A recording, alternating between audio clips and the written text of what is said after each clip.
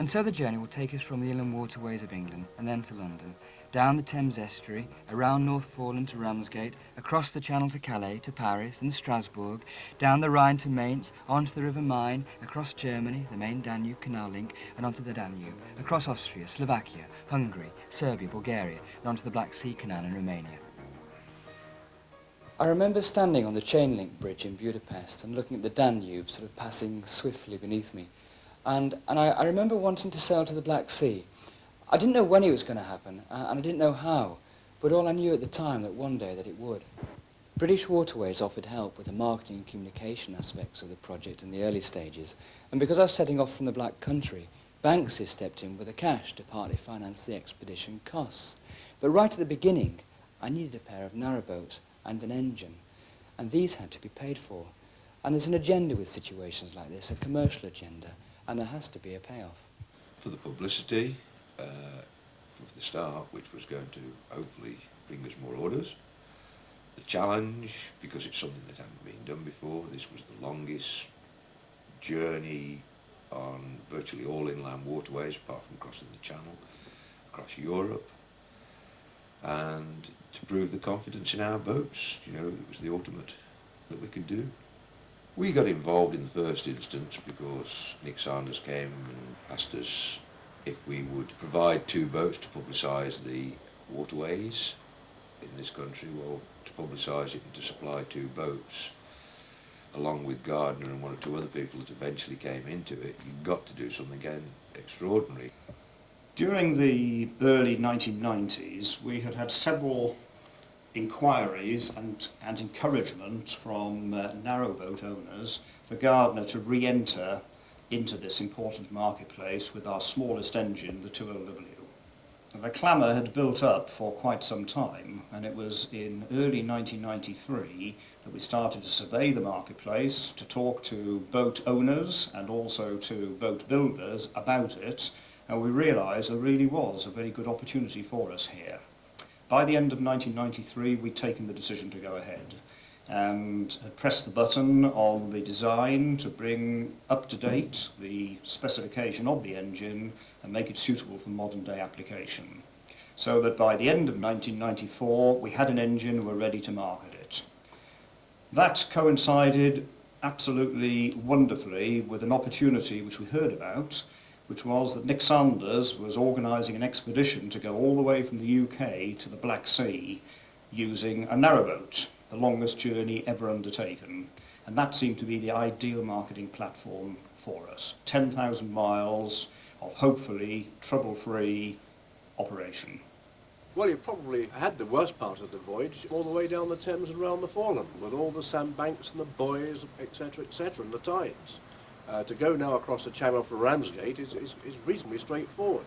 Let's face it, an open dinghy has sailed all the way up to Reykjavik in Iceland, a dugout canoe sailed all around the world, so a narrow boat should cross the Channel quite easily, as long as your stability is right and you've got ballast deep down and she's watertight, and that's the most important thing. Because the sea, you take a big wave on the stern, it looks innocent, but there's a few tons there. And if you've got big open doors or windows, as a lot of narrowboats have, you've got trouble. But yours, you've no windows, they're portholes, you've got big steel hatches. As long as you batten them down, make sure she's watertight, you should be okay. I think what you should do is swat up, maybe on what the yacht master takes or day skipper takes on navigation, mainly to do with buoyage, the international buoyage system now, because going into Calais, you're going between sandbanks and you've got a line of buoys with cardinal marks. As long as you know what they are, and as long as you know the rule of the road, in other words what the ferries and the big ships are saying to you with their blasts on their sirens, because obviously a big ship, he can't give way to you, you've got to keep well out of his way, he hasn't got the water. So do that and understand that, and I think you'll be okay. Take a pilot with you, that's the best thing. So we set off up to Ellesmere Port, across the Mersey for sea trials to Liverpool, and then to Leeds, Nottingham, Gloucester, and on to the Severn to Bristol, and along the Kennet-Nabham Canal to the Thames, to wait for the weather. November was statistically a bad time for calm weather. There was a 3% chance of it occurring, and eventually it did. A force 3 southwesterly with reasonable visibility, and a sea state that was slight for 24 hours. Pilot for the day, David Pickett, refuelled, not unfortunately with Banks's, but diesel. It was strange being in a coastal harbour on boats not normally associated with the sea, but we were well focused on what had to be done. As we motored along the harbour wall about to engage with the open sea, I was nervous. I think we all were just a little bit. After all, this had never been done before.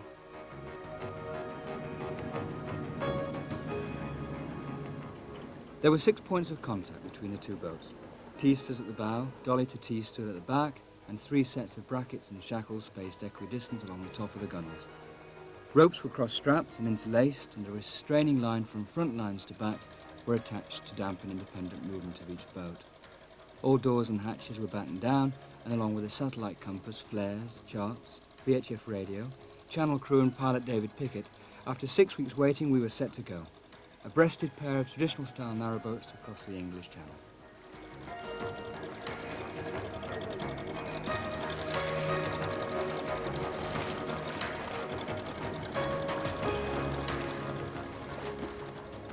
Crossing the Channel was a good introduction to the cast of players. On the butty, boat builder Mike Hayward in the sink. On the tiller, first mate Nick Logan, wondering what he'd let himself in for, and beside him, pilot David Pickett from Limehouse, probably thinking the same. In the canoe, Brett McClelland and his first mate, and on camera here and there, myself.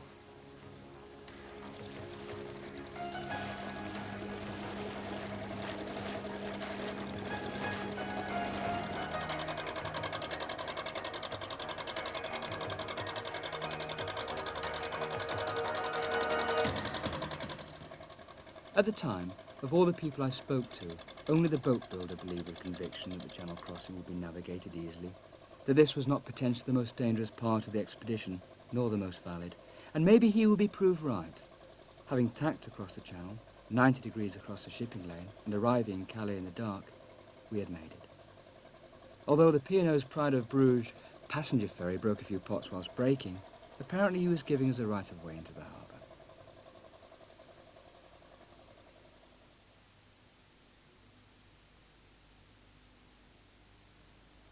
We arrived into Calais harbour at 2:30 in the morning, but without Brett and the Cabola team, who had been arrested 3 miles out by a customs cutter, and that was the last I saw of them. Allegedly, they'd been mistakenly taken for smugglers and shipped to Boulogne for questioning.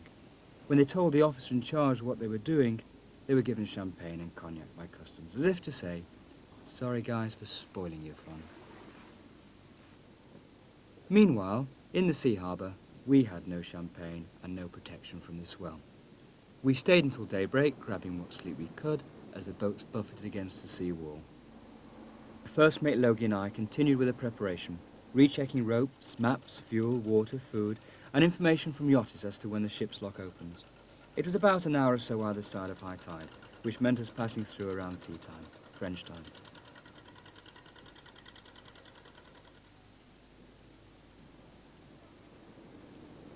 It takes a while to get used to the scale of things. Everything is now big, out of the pages from Gulliver's Travels.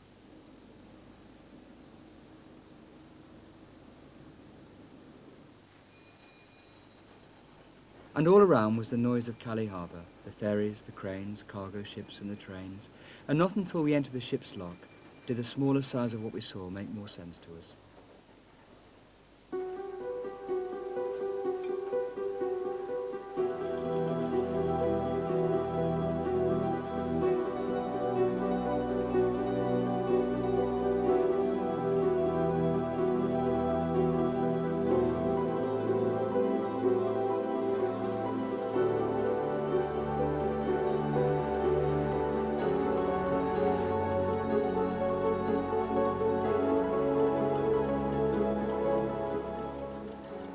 After a quiet overnight in the canal leading us away from Calais, unsport by Progress 1 and 2, with a crew of Mr. Nick Logan and myself, set off towards Lille. Already I could feel the greater depth of still water affecting the pitch of the propeller positively, and that allowed the boats a greater degree of accurate orientation. And on through the canal bridges of the city, partnered by a beautiful day. We were full of hope and eagerness after so much waiting, and it was great to get on the way. I didn't know it then, but as a seasoned adventurer for many years, I had chosen the worst time of the year to cross Europe by our waterways, which didn't surprise me, I was used to my idiosyncratic way of preparing for an expedition, even if no one else was. Bargees in their home, their workplace, imprisoned to constant movement, welcomed us, but with very little time for themselves, had even less time for errant tourists. But we weren't tourists, we were expeditioners, but even they can get in the way. The first lock on the Canal de Calais was big, impersonal, creaking with metal against metal. Not quaint like the little English narrow-beamed locks with grass growing around the paddles, but impressive though this was, it could not be compared with what lay ahead.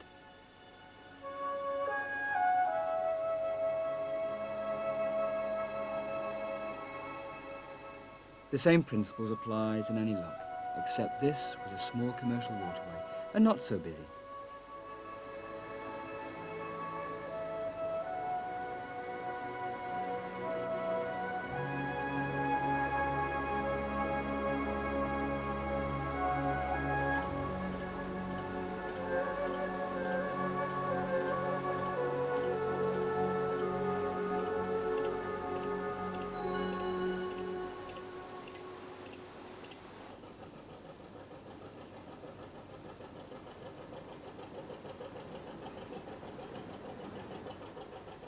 At least the journey was on the move, and the expedition across continental Europe to the Black Sea proved hour by hour that it actually had begun.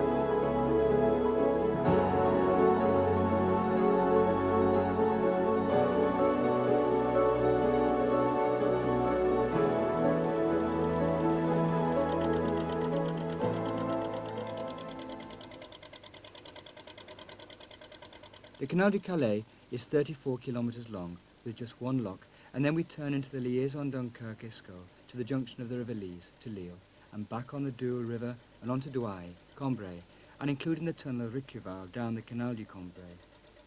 A total of 272 kilometres and 45 locks have been navigated since Calais.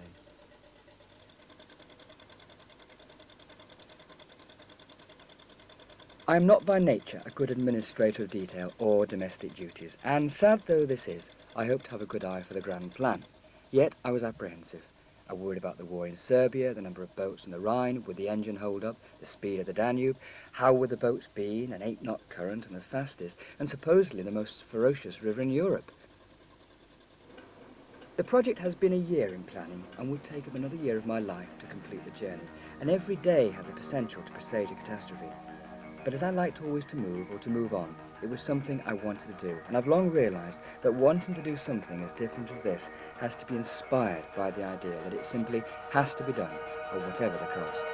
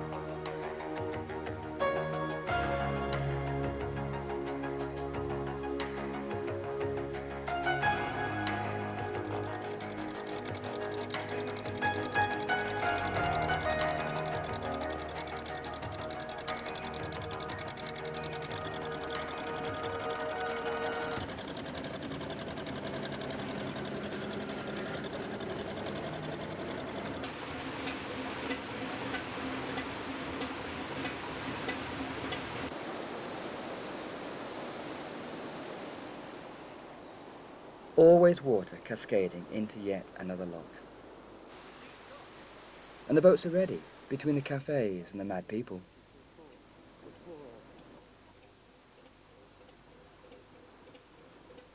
By taking the Canal Saint-Denis to the Bassin d'Arsenal on the banks of the Seine, I shortcutted across Paris and saved time not battling against the current of the river. And at the Arsenal end of the cut, Luc Godard filmed in the same tunnel darkness that would take us to the centre of Paris. Emerging into a grey day with the tunnel sound of the engine still in our ears. We blink partly with the light, but also with disbelief that this journey which has so far to go already feels far away. Either side of us there were boats I imagined to be a guard of honour, lined up like sentinels, watching us go past.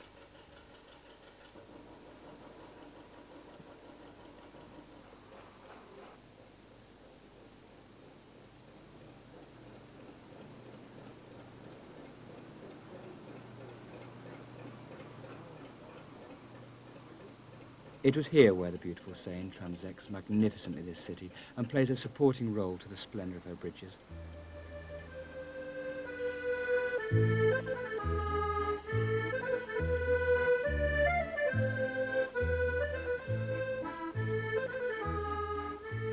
And these were matched only by the craft that ply her sultry waters.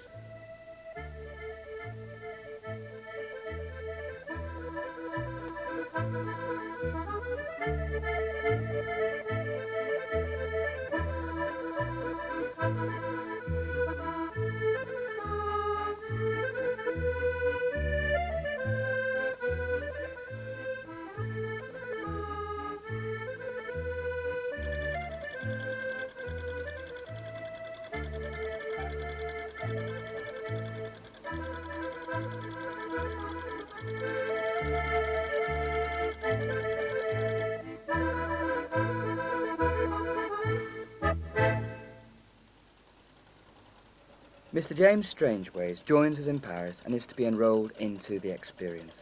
I've only met him once before, but his most generous contribution to expenses made him very welcome and gave him the dubious distinction of being the expedition's only passenger. Always the bridges, and more bridges. Mike Hayward's boats look beautiful, the garden sounds superb. For reasons known to the sponsors and me, this expedition would test the components of the project to breaking point. To the point, if you like, where only imagination can maybe play a part. Perhaps not the boats nor the engine would be particularly strained, but I asked myself at the beginning of this adventure, if you tightrope with your mind, what do you think will eventually happen to the crew?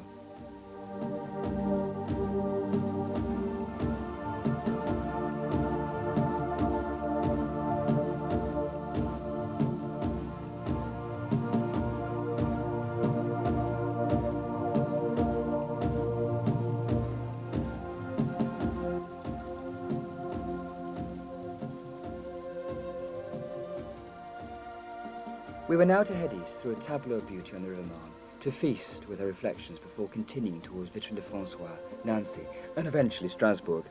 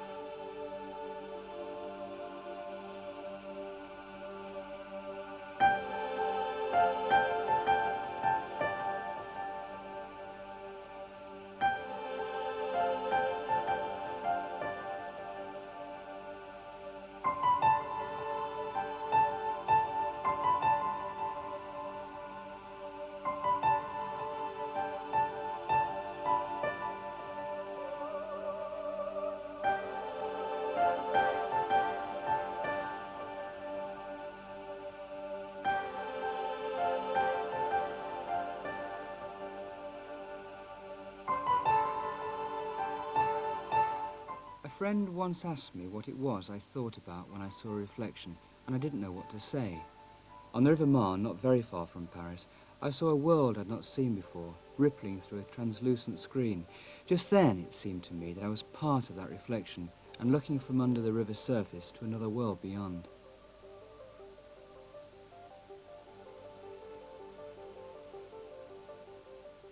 I wrote in my diary, New Year's Day 1995. Whenever the wine reaches the rim of the glass, there is a point where fullness becomes excess. The champagne and ratifine was in our grasp, and away upstream to God knows where, between the curving bank and trees, we were in our own hidden world. Voices from the haystacks, the pecking of a blackbird, a road, a river, this bridge or that, and the mutely day of the beginning of a year. It was New Year's Day in a land once tramped by armies and knights and Charlemagne's men.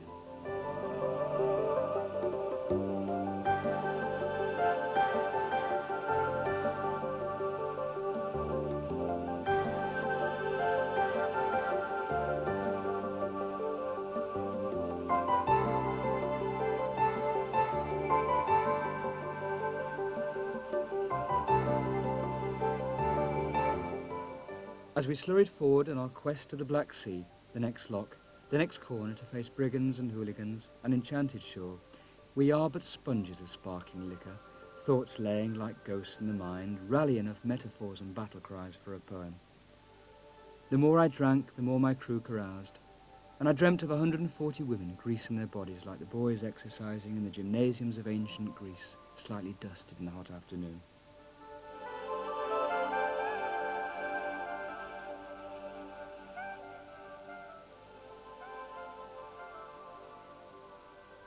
It was still festive on the tug deck, having picked up a couple of trees on the way. Christmas had come and gone, and the Marne was in the fog. We were navigating upstream against a current that, until snow fell and melted, would stay at around 2 knots.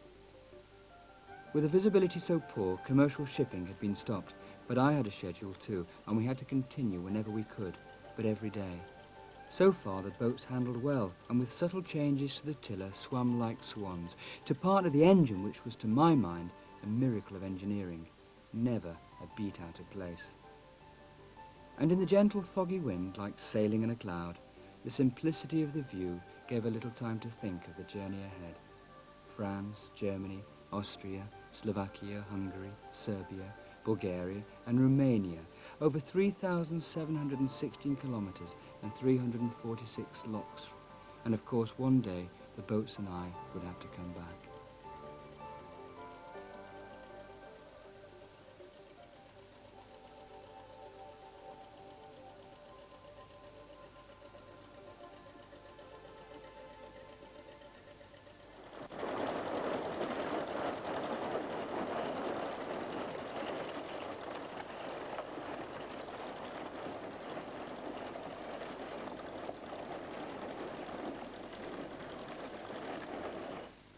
At Vitry-le-Français, the River Marne joins the Canal de la Marne au Rhin.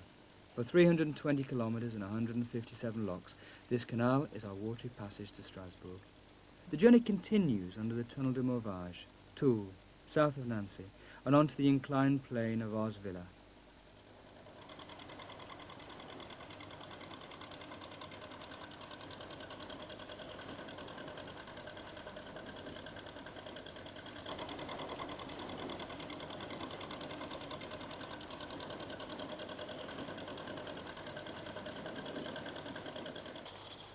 But here, the test continues. It is minus 17 degrees centigrade, the ice is 1 inch thick, and we travel in these conditions for 200 kilometers. Lock keepers operate on winter time schedules, 8:30 in the morning till 4 in the afternoon and a couple of hours off for lunch. And the journey is slowing and falling behind on time. But we are warm. The Cabola has been my only real indulgence to comfort for James Logie and I. We are very toasty.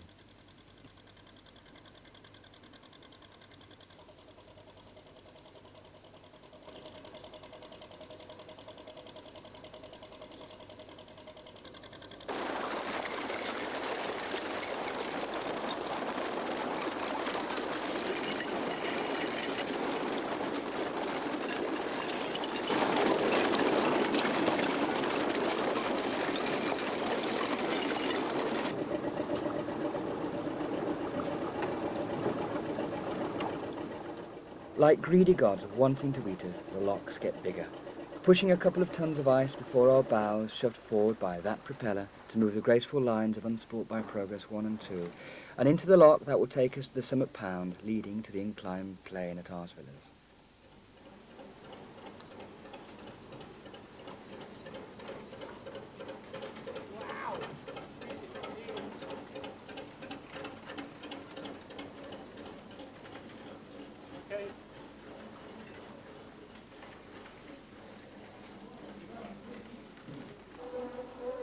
It was amazing how steady the boats were sitting on 1,000,000 gallons of water made ready just for us. And if this lock could accommodate 4 or 5 semi-detached houses and a couple of double-decker buses, there are those not far away that can house a whole street.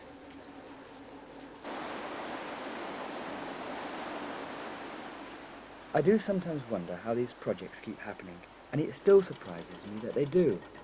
I think timing is crucial when making a presentation of the project to sponsors. The rest is knowing just enough to know that it can be done, but not too much to stop it from being just another good idea.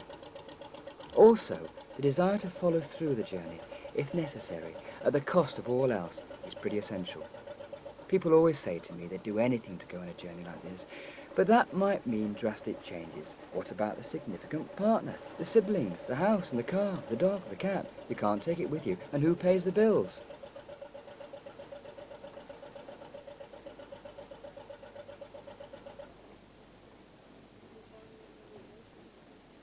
On the Canal de la Marne at Arsvillers, a little west of Strasbourg, the inclined plane sits magnificently along the downslope connecting the canal which had once been serviced by locks.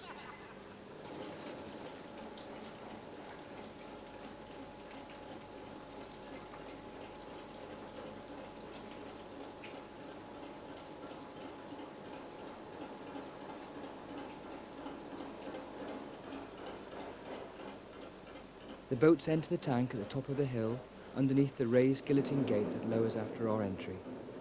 Counterbalanced by heavy weights that ascend as we go down, it has never been easier to descend as we do down this path, 108 metres in length, with an angle of slope of 41 degrees. Fuel efficiency is aided by the heavy weights, and up to 100 boats a day use the plane for commercial use.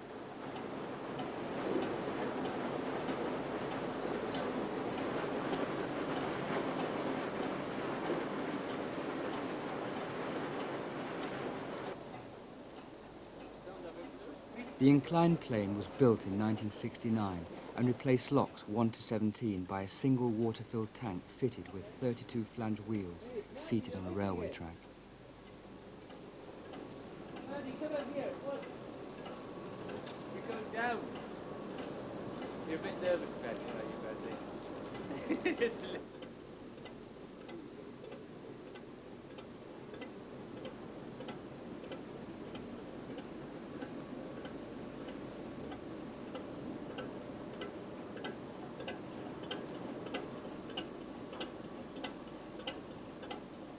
Two sets of 14-foot wide cables taken from the tank and over a pair of winch drums in the building at the top, and then back to the central spine of the structure.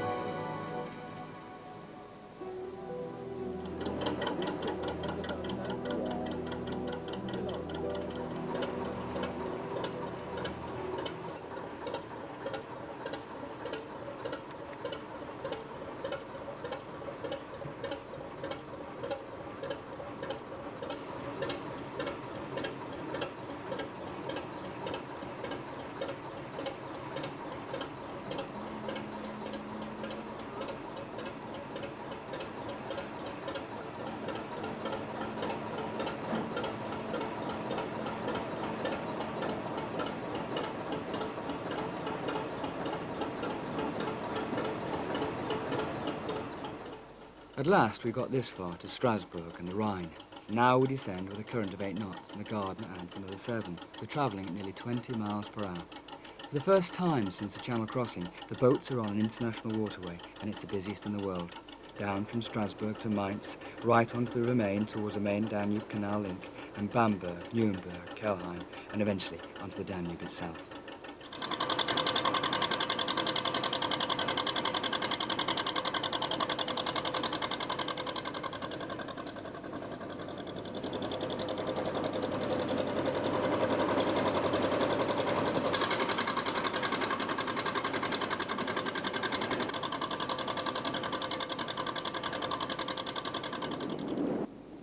Soon we were at Iversheim. That night the lockkeeper asked if we would wait at the far side of the Avonport until morning, so we, the crew, dined and hot meal in the lockside restaurant, a gourmet feast for hungry people. Each day a wide river and always 14 boats in the skyline, either ready to pass or to approach with their swell.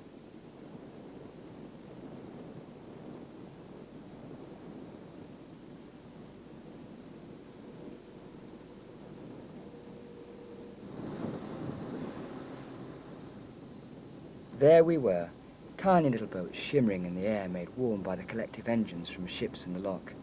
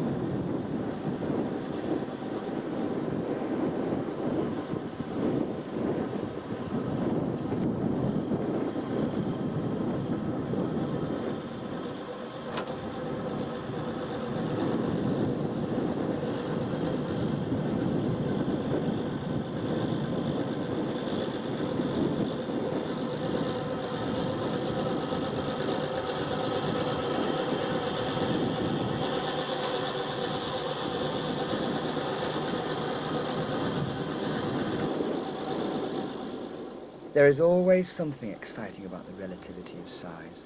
Whether it's you who are classed as the big boat or the small one doesn't matter, but lining up alongside an oil tanker capable of displacing the same water as 400 narrowboats and being 6 inches away from walls the size of a terraced house validated the leap of the imagination that was necessary to be here.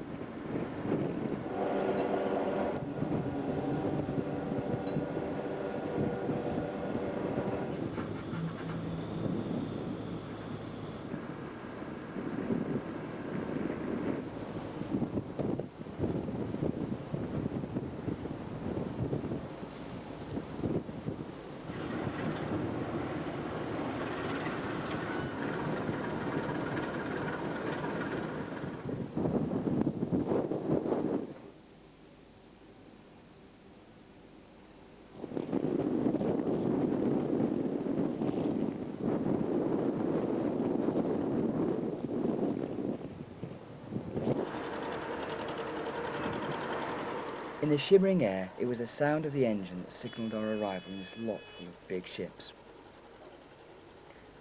Slowly like leviathans, the big boats moved forward, heaving their cargoes to God knows where, their brightly painted cabin tops and their engines, and then we in the loch by ourselves, 10 minutes to navigate the full length of the loch and back onto the Rhine.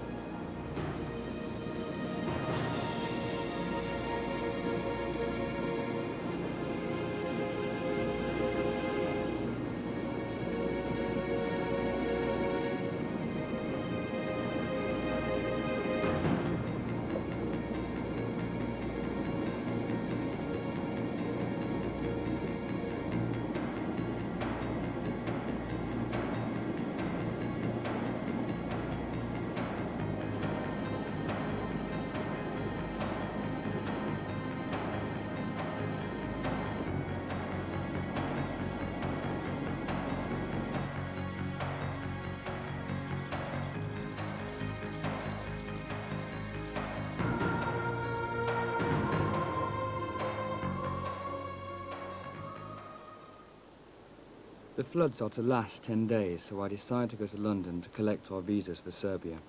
And when I returned to Mark Heidenfeld, I find that the crew had become known in this small town. When we went for provisions, everyone seemed to be waving at them. Several people came up to James to shake his hand, and he, gentleman adventurer, wished people well and blessed their children. The key to the locker room of unmentionable horrors has been thrust potently into the company of my crew, who, seduced by local wives, allegedly, ended up at the slug end of the bar. Where are my crew?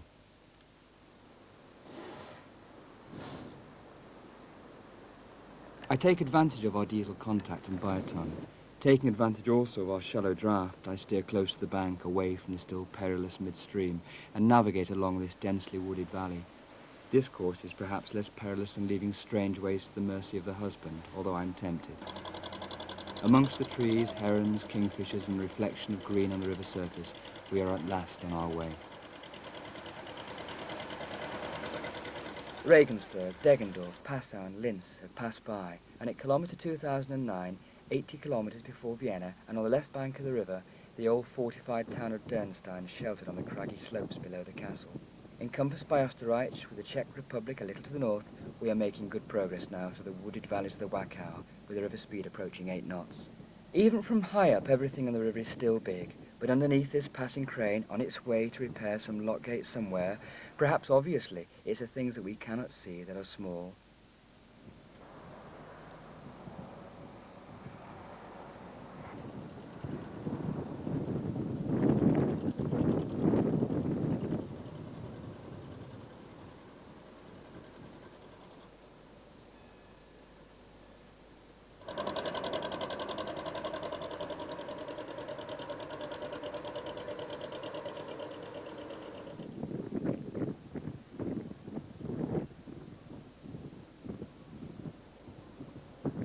Unhappily, the film of the main Danube Canal link were to be lost further down the river, and I made a mental note to film them on the way back. Instead, dodgy old Richard the Lionheart, blue-eyed saviour of the Crusades, and not unknown to have rogered a few Saracens, was locked up for a couple of years in Castle Dernstein on the crags overlooking the town. Once, when he believed that his deadly foe Saladin was not keeping his promises, he marched 2,500 Muslim prisoners of war, and in front of Saladin's army, systematically slaughtered them all. Now it's time to continue across Austria, to Slovakia, past Bratislava, and on to my worst nightmare at the lock and barrage of Kapchikova.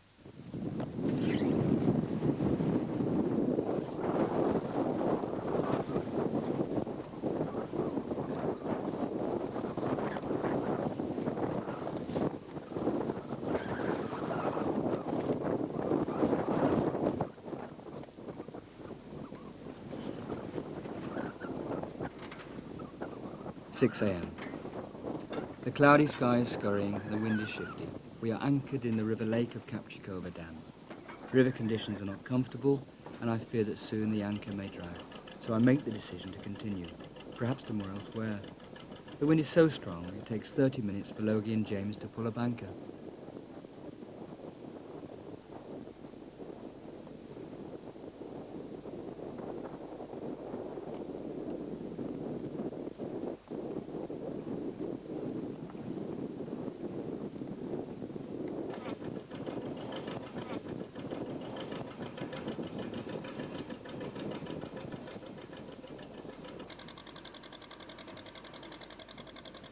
At last we set off for Kapchikova Lock. I know that the next 17 kilometres are canalised and straight. I am tired, as are the crew, but there's a long way to go yet, so we must keep going.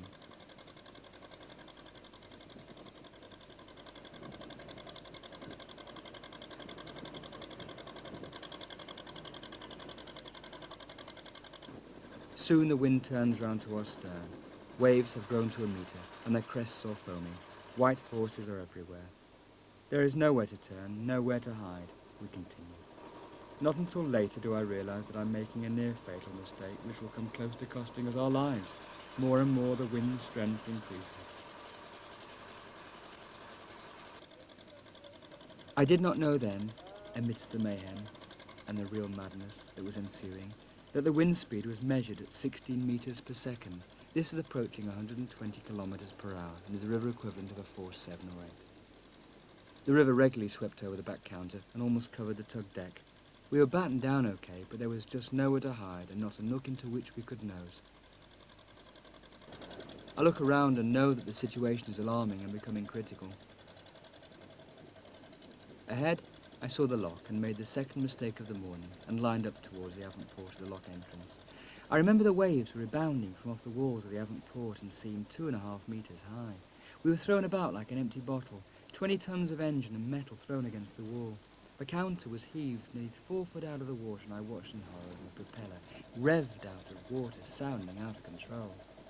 The front end of each boat were underwater, and then they burst up with frightening buoyancy. I couldn't move from the tiller. Strange waves jumped ashore with a rope, but it couldn't be held.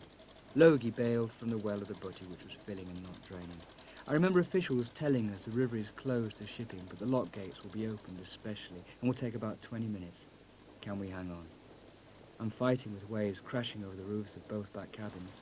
The doors had caved in. There was a chance, but no longer. I instructed Logie to cut the butty free, as already the back end was sinking, and the T-stud had been ripped off. Water temperature was 4 degrees centigrade, and we were heavily dressed in winter clothes. If we fell in, we would not survive. The butty goes down, and 10 minutes later, the gates open.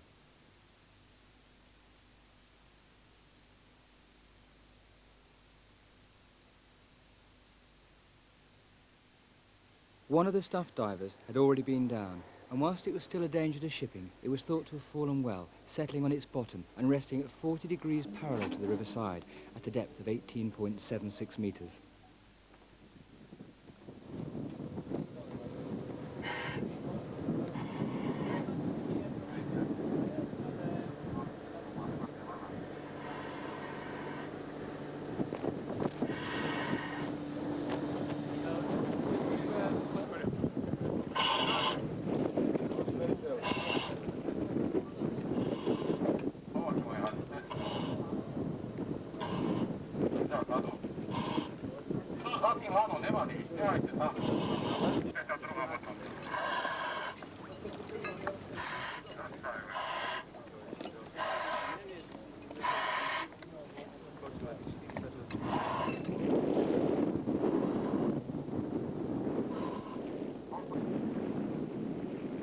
I'll remember for always during the craning, suddenly a television popping to the surface, quickly followed by tubs of margarine, little soldiers of Banks's beer tins, all my computer disks, and then my computer. It was all expendable stuff apart from the beer and the crew. For 2 days we cleaned and dried the butty, sifting through the mess like urchins, drenched pages of manuscript, videotape and film, James's pipe. We were nearly ready to go, and 2 days after the sinking I said goodbye to Stanislav. When you reach the iron gates, he warned me, do not proceed if there is a breath of wind. There it is 80 meters of depth, and you will find it hard to recover if you go down again. Good luck, my friend. And he waved us a safe voyage. The journey continued from Kapchikova and into Hungary, to Budapest, Vukovar and Belgrade on the mouth of the Sava. The weather was generally good, the river calm, and the boats responded solidly, and the engine was still in the infancy of a long career.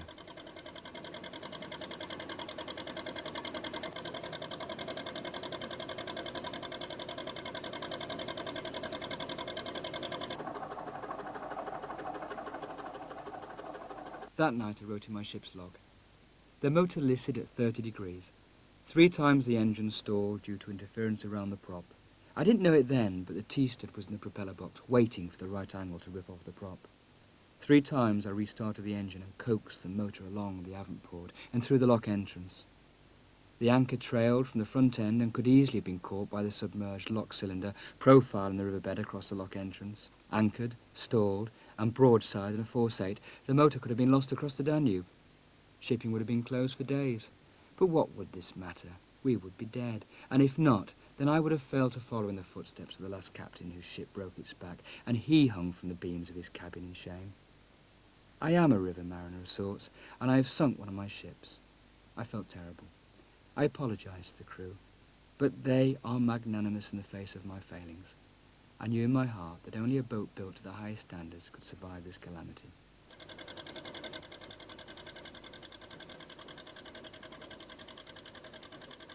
If it's Wednesday, it must be Budapest. Shame we couldn't stop. Logie looked after the engine room and was generally in charge of whatever maintenance the engine or the boats needed. He got on with his jobs well and didn't pine for his girlfriend because he didn't have one. James, though, was as opposite to Logie as two people could possibly be, and that was interesting. He was headstrong, forthright, talkative, and wrote long letters to his partner explaining why there were advantages to go away for 6 months. And I'm sure there were many. If there was any guilt to be had, he'd take it on board, invite you to a rope party, and flagellate us all. He was also acting as boat steerer for significant parts of the journey, and when not at the helm, stood at the bow, pointing us the way. Yet it was I who was thought to be the Captain Blythe Looney that stood at the tiller position all day, shouting at everybody, which was more than a little cruel. Nonetheless, apart from a little sulkiness that occasionally manifested itself, a team couldn't have been thrown together more haphazardly, and I was astonished how well it was all going. As long as an adventure works, it doesn't do to ask too many times why. The Western Union Alliance were here, sanctioning forces on the river, military policemen and customs officials from European community countries.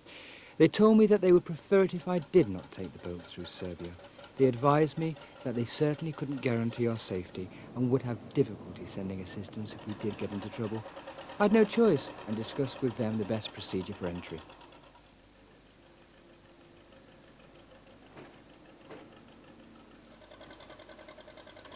As we set off from Mohatch and navigated away from the sanctuary of the Western Alliance, we were all a little quiet. Nothing was said, and there was some attempt to keep our spirits high. Oddly, the river was quiet too, and only the engine sounding broke the silence. Perhaps all people react differently, but until you are there, actually faced with the physical prospect of entering an area which is technically at war, how can you know the fear you might feel?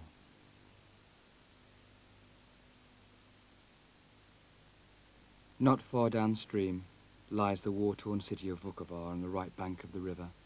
Not a building in sight stands undamaged. 2 years ago, Serbian armies decimated the region and systematically destroyed everything. Bare shells of houses are cracked from their gutters to their doorsteps.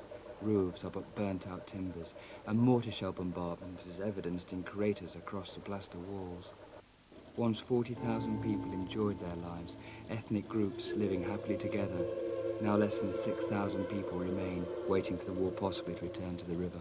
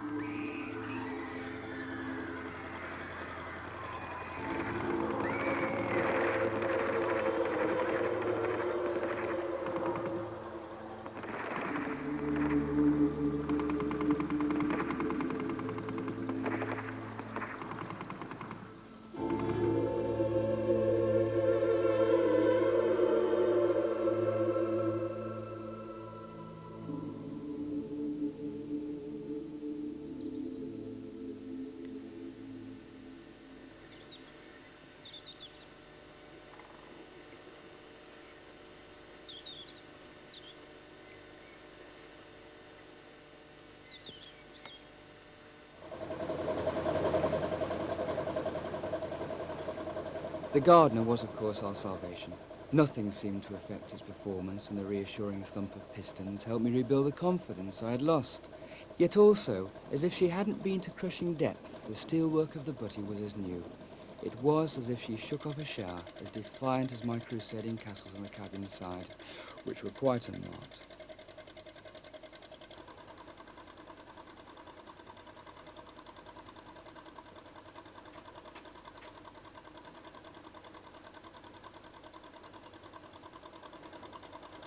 Ships were getting longer, now the length of a street. A ship's captain once said to me that the difference between a ship and a boat is that if a boat cannot be carried by another boat, it deserves to be called a ship.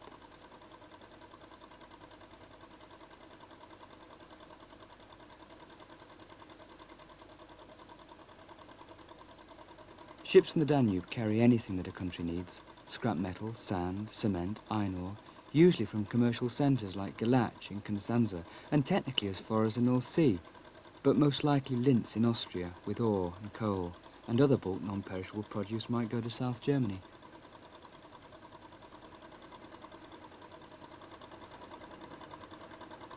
Pushed by tugs capable of generating up to 4,500 horsepower, each barge could hold up to 1,800 tons of cargo, with a total of 6 barges strapped together in pairs.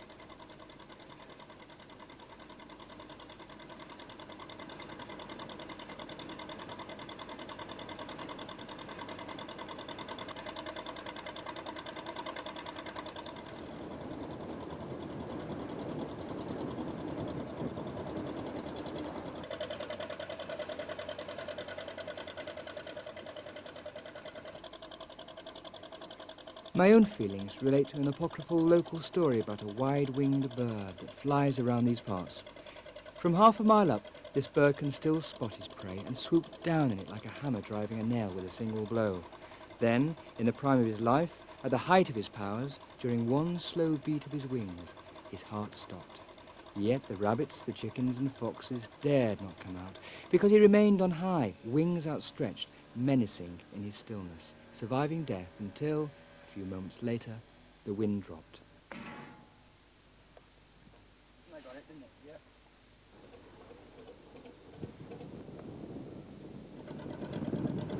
Just before clearing out of Yugoslavia at Veliko Gradište, we pulled into the small harbour of Ram, a village on the edge of steep-sided mountains, once protected by a castle.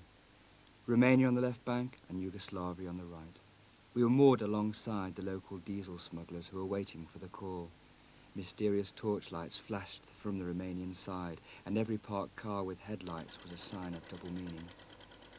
20-foot tubs that relied on 5 tons of contraband to become stable had to cross this mile-wide river at night with a centre of gravity so high to sneeze would have made navigating critical.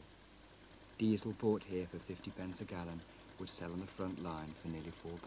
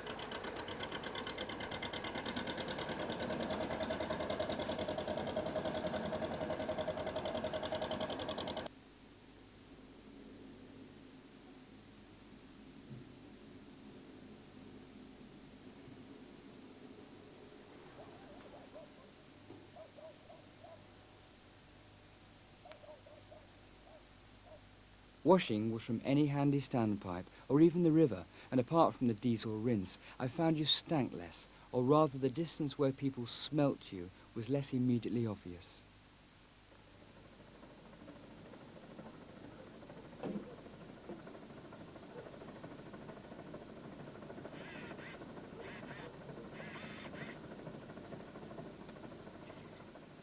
I knew already that payments are commonly exacted from all ships and are charged according to cubic capacity irrespective of type or cargo carried. You are charged for the water space through which you pass, which is a violation of all treaties according to the River Danube as an international and free waterway. It has been said that once the war is over, adjacent countries will not forget such international piracy, and when Serbia needs concrete shipping up or down the river to rebuild their roads and their villages, they will be charged a reciprocal commercial rate in recompense. The fee to take 8,000 tons of cargo through Serbia is around $22,000.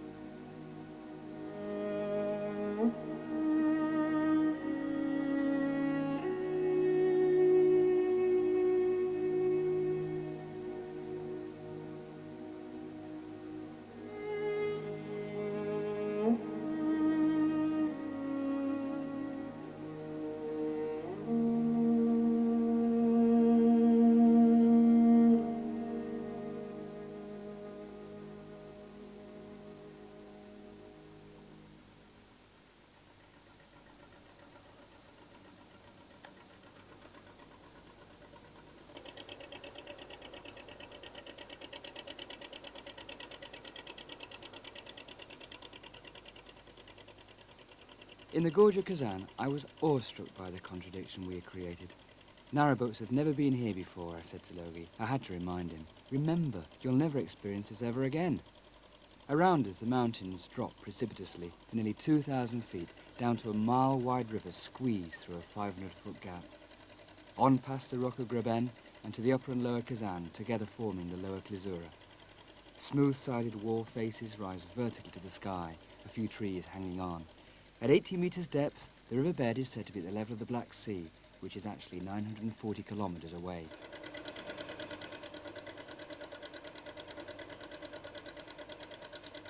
Emperor Tiberius, 14 to 37 AD, started a road around the cliffs, and this was finished 64 years later by Trajan. This was marked at kilometer 964 by Trajan's tablet. The original translation read, "The Emperor Caesar, son of the divine Nerva, Nerva Trajan Augustus Germanicus, high priest and for the 4th time tribune, father of the country and for the 4th time consul, overcame the hazards of the mountain and the river and opened this road."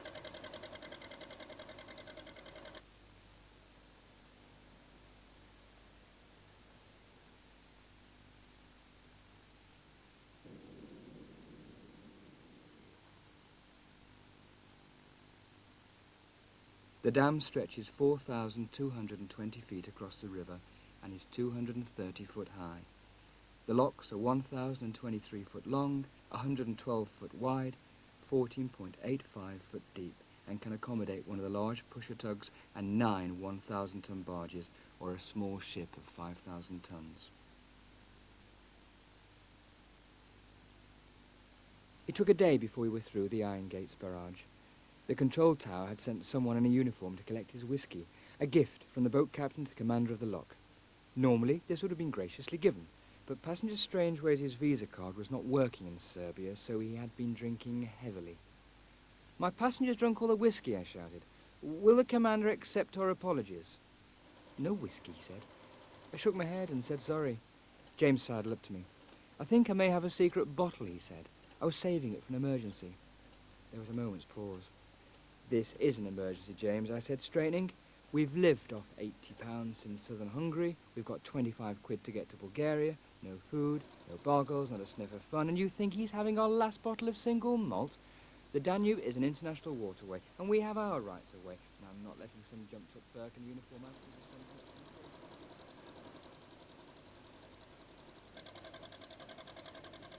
On the riverbank, peasant farmers driving their tractors and hoeing the land do as their farmers always have.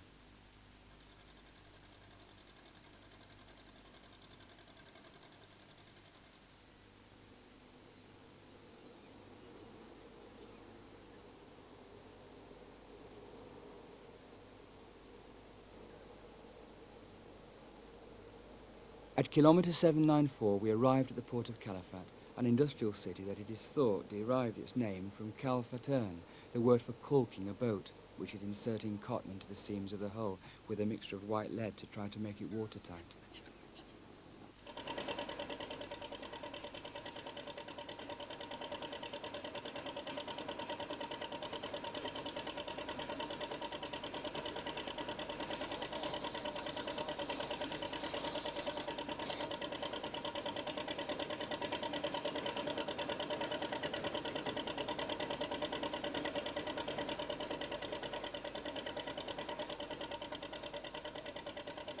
Moored alongside the 2 boats rented to the Western European Alliance, we were treated well by the colonels and entertained at their head table before their cursory examination of my boats the following morning, whereby we set off once again. The destination was Rus in Bulgaria.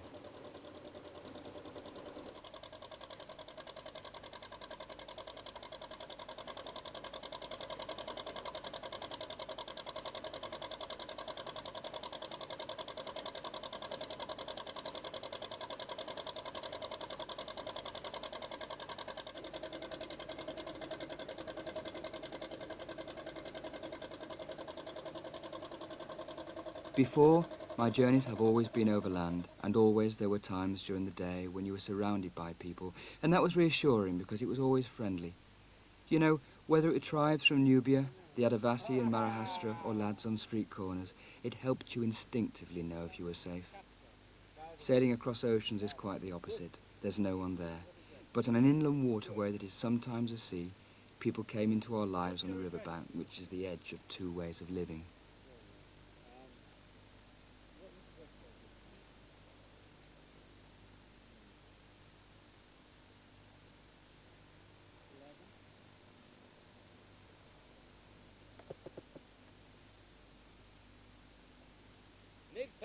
I was beginning to feel bereft of everything I knew. My dad, my lover, my friends, my dog.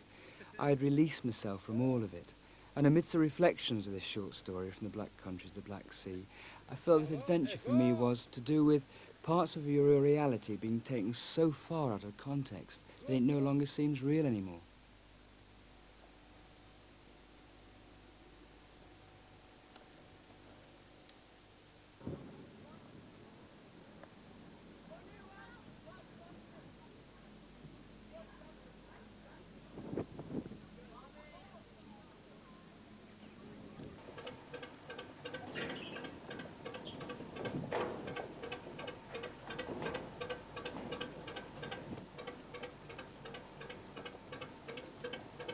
So while the lads tidied up back on the boats, good chaps, I popped out with a camera to have a peek at life on the other side of the riverbank.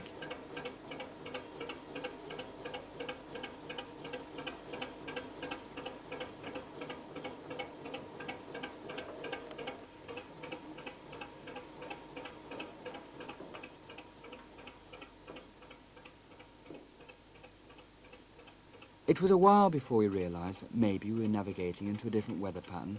It certainly seemed more changeable, but what was worrying was the rapidity of the changes. Clouds bubbled from a near clear blue sky to be joined by darker edged thunderclouds fired internally by powerful storms to arrive from any direction independent to that of the surface wind. This weather concerned me, not because the Guard nor Mike Hayward's boats couldn't handle it, but Logie James and I had stomached enough of the stress that this journey had caused.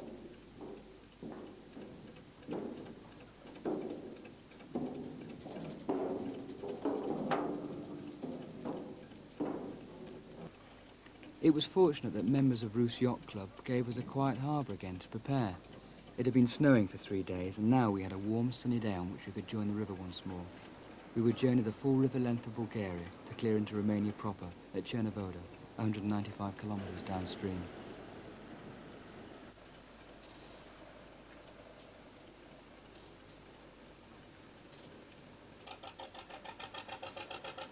Without the butty, the motor would have been an interesting and valid choice to cruise downstream.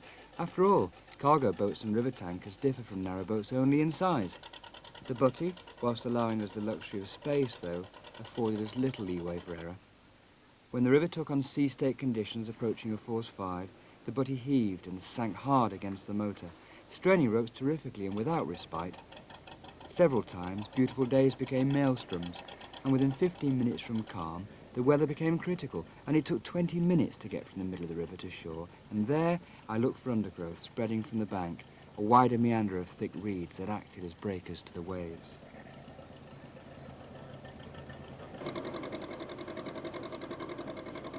At last, on the eastern end of the River Danube, the Black Sea Canal edges off to the object of our quest, Ajaccia, in the greater port of Constanta, on the western end of the Black Sea. It didn't matter that my maps and charts were on the riverbed, hundreds of kilometres from here. There was always someone who knew the way to the Black Sea, even if I didn't.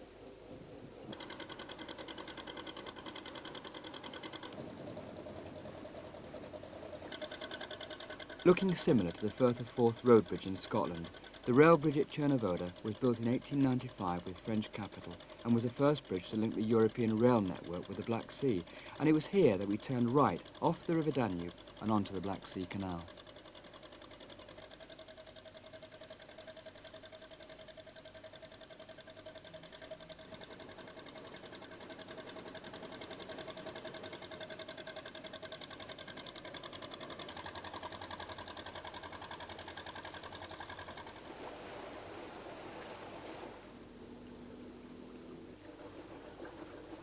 The Black Sea Canal is 60 kilometres long and shortens the distance for cargoes taken to the Delta by 300 kilometres.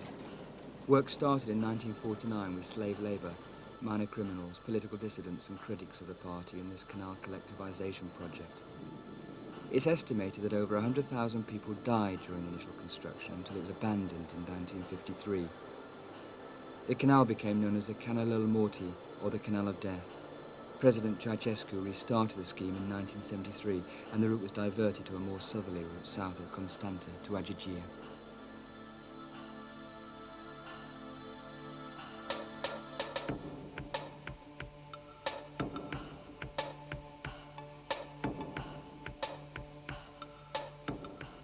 The Cernavodă lock by the new nuclear power station was dark. It was slightly forbidding being in a country so recently repressed for so long. It was as if very warm-hearted people had not been allowed to be so, and were now relearning to live with the experience.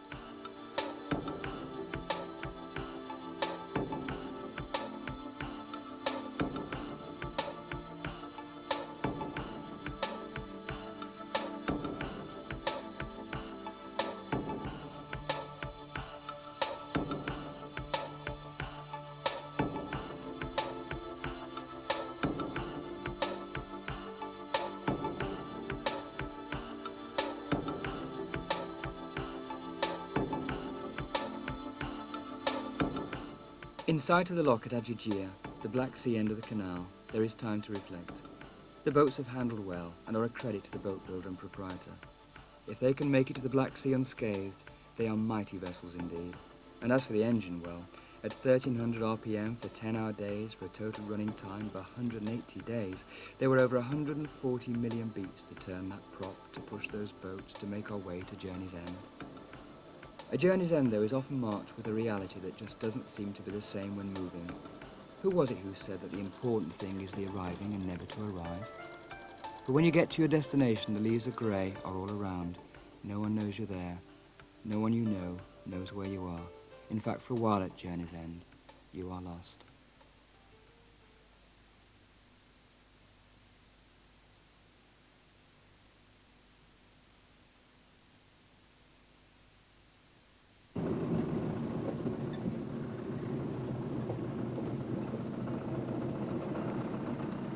On account of bad weather and the general reluctance by the Black Sea Canal authorities to risk our passage in the open water, I was asked to accept the final destination of this journey to be one lock short of an adventure. At first it mattered a lot, but after I thought about it for a while, I realized it didn't matter at all.